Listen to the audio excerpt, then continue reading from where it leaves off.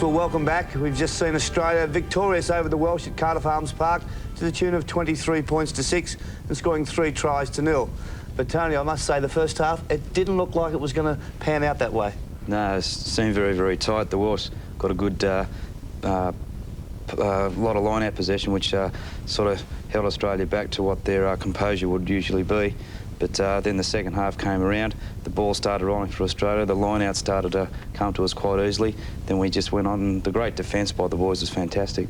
Yeah, it was a backs-to-the-wall effort, wasn't it? Bob Dwyer said this would be ranked as one of their greatest victories should they get up, considering the setbacks they've had with the loss of key players like Michael Liner and Nick Farr-Jones, and of course the injury toll. So it was a marvellous performance. Yeah, when you're looking at a tour as long as this one isn't, the amount of rugby we've been playing in the last 2 years, the boys had to dig deep, and as we said before the game, they always bring out the ones which counts, and they certainly did tonight.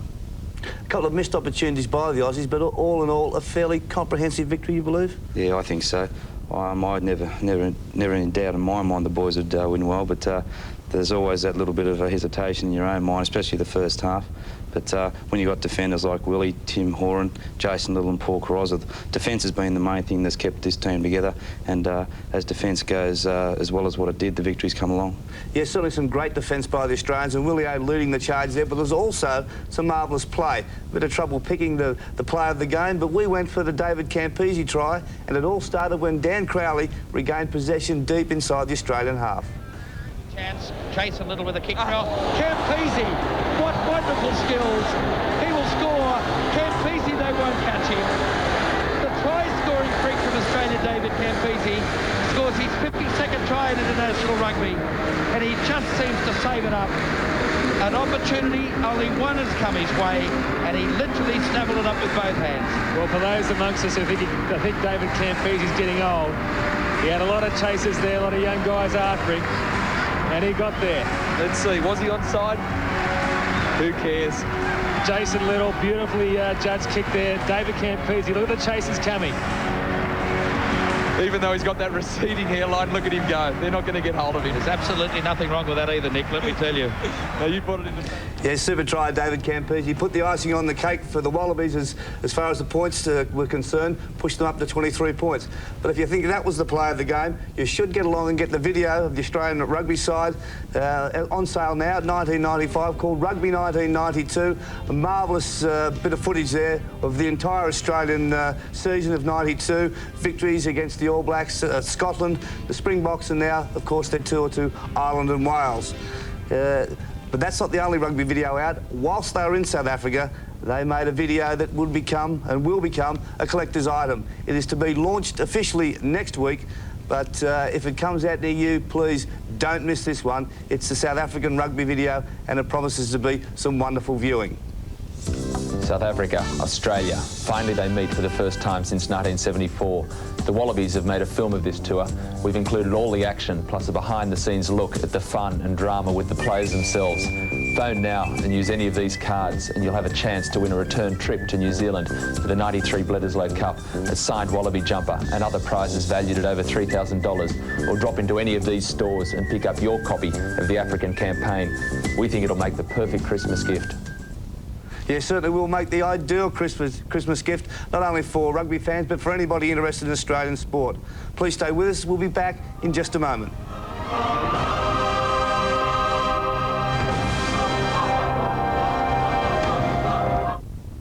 7 of the best acts battle it out for a challenging final. Is that your highest score ever? Obviously, you've given a 48 or a 49 at some stage. Who will be the ultimate winner? You'll be around for a long time. Shouldn't have told us you were 21. I could have introduced you as 15. Don't miss it.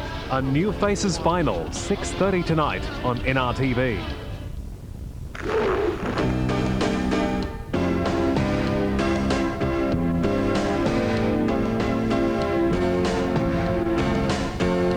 Tooheys Brewery in Grafton, New South Wales. These days, Tooheys is the only major regional brewery left in Australia. But the men of the cane fields and cattle country of the Northern Rivers region are a thirsty breed, and they built a brewery here because it was hard getting the beer in. Even the riverways sometimes presented difficulties, and they brew a special brew here. Partly it's the water from the upper reaches of the Nimboida River, which the locals say is as sweet as mother's milk. Partly it's that superb Liverpool Plains barley, and partly it's the arts of the Tooheys brewer. Because they've been brewing New South Wales' greatest beers since 1869.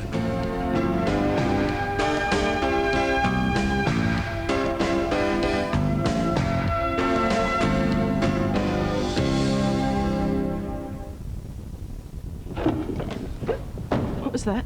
That's George. He's measuring the ceiling for insulation. He's read somewhere that gold bats pay for themselves after 3 years.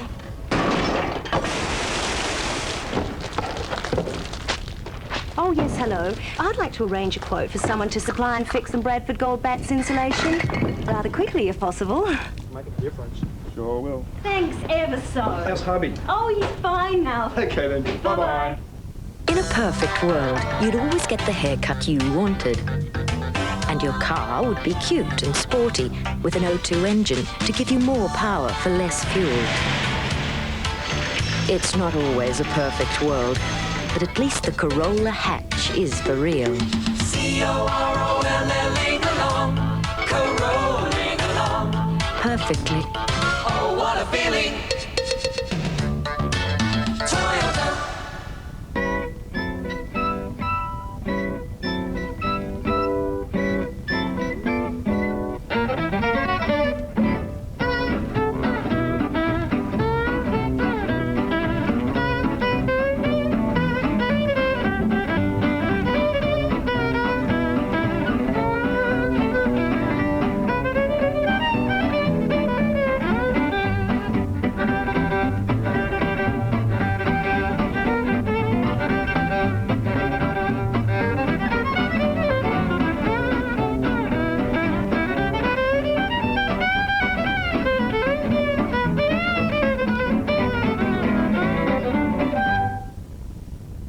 Seven out of 10 people still aren't eating enough fibre. So it's worth knowing that in every bowl of Kellogg's All Bran, there's about as much fibre as you'd find in 21 new potatoes. Kellogg's All Bran keeps you healthy on the inside.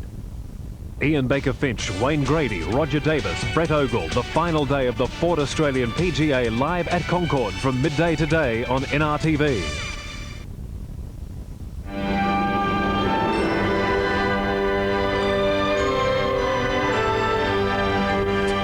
Yes, welcome back. It's very late at night now, but if you've missed it, let me tell you, Australia just performed remarkably well at Cardiff Arms Park, winning the international against Wales to the tune of 23 points to 6. And Tony, the ability of the players to rise above the feelings and play with injury was remarkable out there today. Fantastic, considering the amount of football the boys have had in the last 18 months. It just astounds me how, you know, the amount of injuries that have taken their toll on this tour, and especially the last couple of weeks. You know, for that to bind together and just perform as well as they did in the second half was absolutely fantastic. You've got to commend Greg Craig, who's a fantastic asset to the Australian team. A lot of the boys, as Nick said in the commentary, was 12 of them were in the room night before a test. I mean, that's never been heard of. I've never ever heard of that before, but the amount of work he does is great, and the boys obviously wanted to win this one. You know, a lot of pride has been, you know, put back on them, so it was great to see them get up. Yeah, great effort. Certainly great effort by the boys. If you've missed it, we've got plenty of action coming up for you tomorrow too. Not just rugby, but we have, of course, the Ford Australian PGA Golf. And that'll be today, I'm sorry, live from 12 o'clock, Australian Eastern Daylight Time, coming from Concord. And please check your local guides to make sure that you don't miss plenty of the action. And just look at the leaderboard now, Mike Harwood up there on top, shot a course record of 61, but he's being chased by Parry and McWhinney.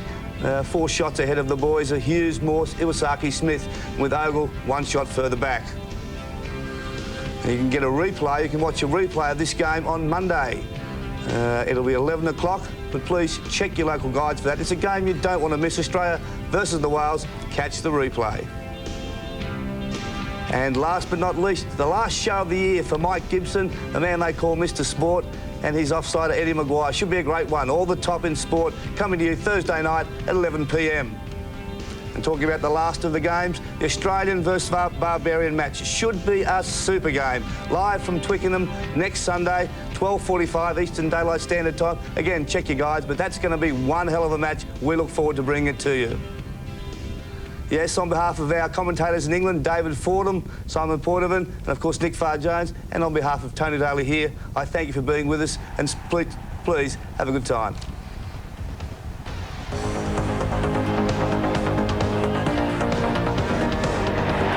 I think the crowd are suggesting that Wales are leading the international. They want this ball. Garrick Morgan, who's gone in? It's a try to Australia. Gavin. Away for Oppengower. Now that roll is on. Terrific play by the Australians. Stevens. He's kicked it.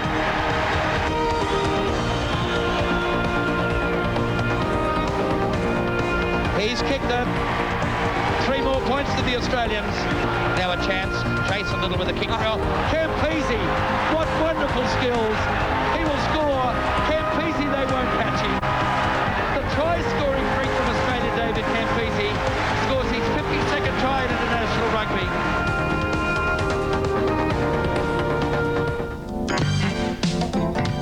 This program was proudly brought to you by Northern Copiers and your Hunter Valley Toyota dealers.